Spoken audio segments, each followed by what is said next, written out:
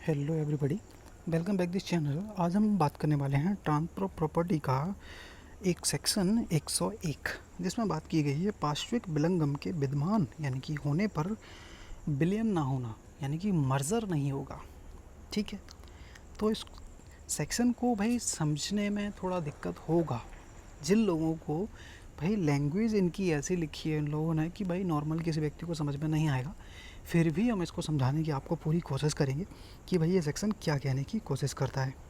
ठीक है, सेक्शन 101 है जिसमें बात की गई पार्श्व विलंगम के विद्यमान होने पर विलयन ना होना। ठीक है, ये हमारा भाड़ वाला हम चैप्टर पढ़ रहे थे, चार्ज वाला, जिसका ये सेकंड वाला क्वेश्चन है। ठीक है, तो इसमें पूरा सेक्शन पढ़ाने से पहले थोड़ी एक हेडिंग टाइप की आपको पढ़ा देते हैं, जिसको आपको एक आइडिया मिल जाएगा कि भाई ये सेक्शन है किस बारे में। ठीक है, उद्देश्य, इस सेक्शन का उद्देश्य है यह धारा पहले से बंधक यानी कि ऑलरेडी बंधक या फिर भार, दोनों में से किसी एक को लेना, क्योंकि दोनों चीज़ों को ये कवर करता है, तो इसलिए दोनों को एक साथ लिखा गया है। बंधक या फिर भार के अधिकारों को सिक्योर करता है। ठीक है, भले ही संपत्ति बाद में एक नया बंधक या फिर भार आ जाए। ठीक है, यह धारा प्रायर मॉर्गेजी के मालिक बन जाने के बाद भी वह मालिक और मॉर्गेजी के बीच मर्ज नहीं होंगे।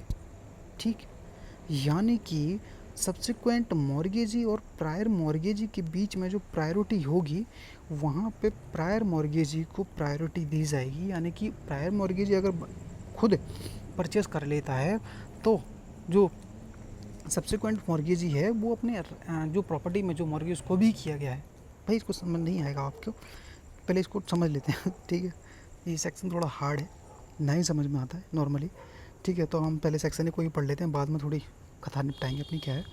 ठीक है, तो सेक्शन कहता है कि स्थावर संपत्ति का कोई भी बंधकदार, एक स्थावर संपत्ति है जिस पे क्या है एक बंधकदार, इसको मॉर्गेज कर दिया गया है।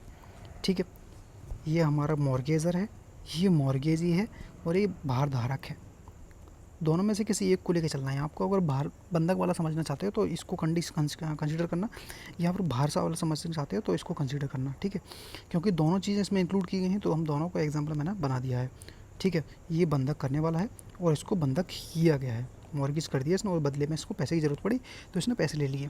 ठीक है, आगे चलते हैं कि स्थावर संपत्ति का कोई भी बंधकदार यानी कि बी, वैसी संपत्ति या फिर वैसी संपत्ति पर भार रखने वाला कोई व्यक्ति। ठीक है, या तो ये या फिर ए, और या फिर ऐसी बंधकदार या भारधारक का कोई ट्रांसफरी, इनका कोई ट्रांसफरी भी हो सकता है। ठीक है, इनका कोई ट्रांसफरी भी हो सकता है।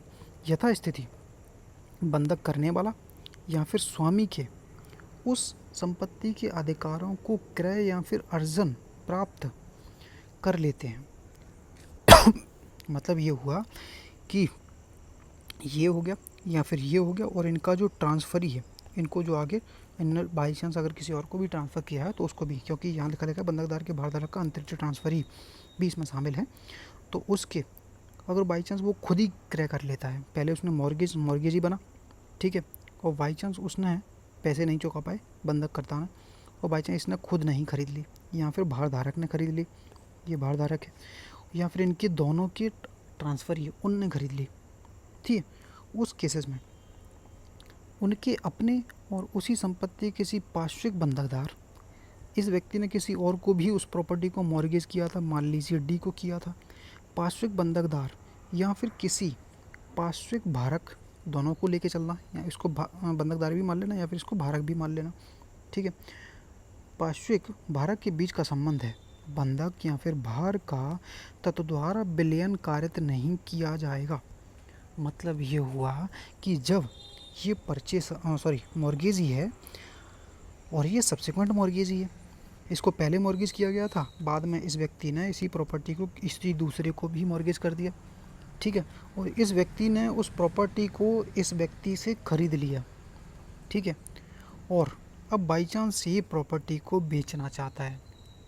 ठीक है, तो ये काम नहीं कर पाएगा, क्योंकि जो मॉर्गेजी है, मॉर्गेजी ने जो प्रॉपर्टी खरीद ली है तो वो ओनर बन गया, और पहले मॉर्गेजी था, तो उनके जो मॉर्गेजी और ओनरशिप यानी कि ओनर के जो बीच का संबंध है वो मर्ज नहीं होगा, वो एक नहीं होगा। यानी कि वो मॉर्गेजी अभी भी होगा, भले ही संपत्ति उसने खरीद ली है, उसके अधिकार नहीं मर जाएंगे, मतलब समझ में आया?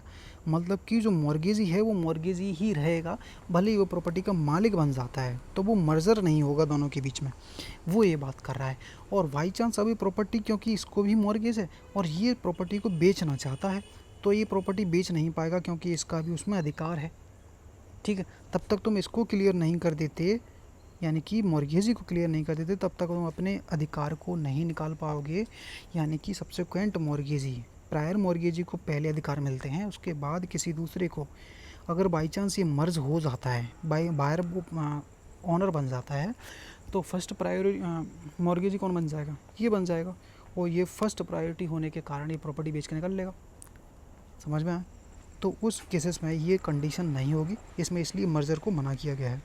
ठीक है, थोड़ा और समझते हैं, बट थोड़ा डीपली समझ में आया, थोड़ा अजीब सा सेक्शन है। ठीक है, ऐसी संपत्ति का कहाँ गया हमारा, विलयन कार्य नहीं कर सकेगा, और ऐसी कोई भी पार्श्विक बंधकदार या फिर बंधकदार या फिर धारक पूर्वक बंधक या फिर भार का मोचन कराए बिना, यानी कि उसको पैसे को चुकाए बिना, या फिर बंधक या भार के अध्ययन रहने के अन्यथा पूर्वबंध यानी कि फोर क्लोजर या फिर ऐसी संपत्ति का विक्रय कराने का अधिकार नहीं होगा इसको। पार्श्विक यानी कि सब्सिक्वेंट मॉर्गेजी को किसी प्रकार के बेचने का अधिकार नहीं होगा। और थोड़ा इजी समझ से, सेक्शन धारा 101 के अनुसार यदि किसी अचल संपत्ति का पहले से मॉर्गेज या फिर भार है और उसी संपत्ति पर बाद में कोई नया मॉर्गेज आता है, बंधक आता है या फिर भार आता है, और वह नए बंधकदार या भाड़ा का बिना किसी ओल्ड बंधक या फिर भार को चुकाए बिना बेचने का अधिकारी नहीं होगा। भाई सामने वाला बैठा है अभी, उसके पेमेंट तो कर दो, तब बाद में तुम उल्टा सीधा जो काम करना तुम करते रहना। ठीक है, इसका मतलब यह है कि जब पुराने बंधकदार भारधारी का अधिकारी बकाया राशि को पूरी तरह से चुकाया नहीं जाता, तब तक नए बंधकधारी या भारधारी संपत्ति अपने अधिकार को पूर्णतः प्रयोग नहीं कर सकता, इतना याद रखिएगा।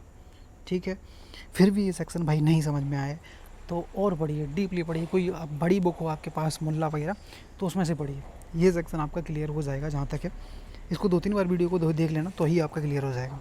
ये मर्जर की बात सिर्फ इनकी बीच में कर रहा है, ये खुद ही भाई सब क्लियर खरीद लेते हैं उस प्रॉपर्टी को। तो यहाँ प्रायर मॉर्गेज ही आगे और मिलेंगे हम जब हम मॉर्गेज पढ़ते हैं ना, क्योंकि ये मॉर्गेज के बाद का सेक्शन है, थोड़ा इसलिए ज़्यादा क्लियर नहीं हो पाएगा, क्योंकि मॉर्गेज पढ़ेंगे ना, मॉर्गेज के बाद भी हमें एक प्रायोरिटी वाला सेक्शन भी है, उसको पढ़ोगे ना तो आपके ये अभी क्लियर हो जाता, क्योंकि मैंने अभी सीधे डायरेक्ट बाहर पढ़ा दिया है तो कुछ लोगों के क्लियर नहीं हो पाएंगे। ठीक है, क्योंकि मैं उन चीज़ों को पढ़ना पहले प्रेफर कर रहा हूँ जो भाई मेरे को ज़्यादा दिक्कत करते थे। ठीक है, तो फिर भी नहीं समझ में आया तो भाई कमेंट कर देना, हम एक बार और पढ़ेंगे। वैसे मैं भी पढ़ूँगा क्योंकि इसमें कुछ कॉन्सेप्ट नहीं क्लियर होते हैं। ठीक है, और बुक्स में यानी कि जो डायरेक्ट है उसमें ऐसी लैंग्वेज लिखी गई है कि भाई कोई समझ ही नहीं पा रहा है कि कहना क्या चाहता है। ठीक है, बाकी बुक्स वगैरह से मिला के जो मैंने समझा वो मैंने आपको बता दिया कि इसका मतलब क्या कहने की कोशिश कर रहा है। मर्जर नहीं होगा ये, क्योंकि पहले अमेंडमेंट के बाद आया था, पहले मर्ज हो जाता था, एक प्रोवाइडो वगैरह जोड़ के किया गया था। ठीक है, अब ये हमारा सेक्शन 101 क्लियर होता है, फिर भी नहीं समझ में आता तो भाई कमेंट करना, तो हम उसको भी फिर से समझेंगे, एक बार और डीपली पढ़ेंगे, मुल्ला की बुक से पढ़ेंगे इस बार। ठीक है, तो वीडियो को लाइक, चैनल को सब्सक्राइब ज़रूर करना। और इसका पिछला सेक्शन है बाहर वाला, वो भी मैंने पढ़ाया हुआ है, ईजिली है, ये थोड़ा हार्ड है। ठीक है, तो उसके पिछले वाले भी देखना चाहो तो देख सकते हो। और बाकी चैप्टर हैं जो 105 यानी मॉर्गे पट्टा वगैरह के बाद जितने भी सारा मैंने क्लियर करा दिया, 137 तक पूरा क्लियर है, तो कोई भी देखना चाहो तो आप देख सकते हो। ठीक है, इसमें कोई भी नहीं समझ में आता तो कमेंट ज़रूर करना। ठीक है, नहीं पसंद आए तब भी करना, पसंद नहीं आए जो भी क्लियर होता है आप कमेंट ज़रूर करना। ठीक है, वीडियो को लाइक कर देना, चैनल को सब्सक्राइब ज़रूर करना अगर पसंद आया हो तो, अदरवाइज़ कोई बात नहीं। Thank you.